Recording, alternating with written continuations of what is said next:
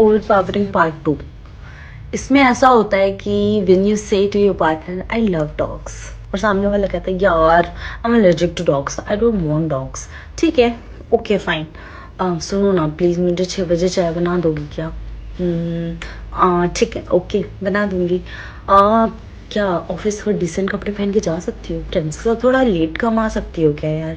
यार रात का मूवी देखना ज़रूरी है क्या तुमको फ्रेंड्स के साथ? मेल फ्रेंड्स ज़रूरी हैं क्या? मेल फ्रेंड्स के साथ बात मत किया करो यार। और मेरी फैमिली के सामने थोड़ा डिसेंट कपड़े पहना करो यार, साड़ी पहन लोगी तो अच्छी लगोगी ना। और यार ऐसे मत किया करो, मुझे अच्छा नहीं लगता, मुझे आप करके बोला करो यार। प्लीज़ ऐसा कर दो ना, प्लीज़ वैसा कर दो ना। That is over powering.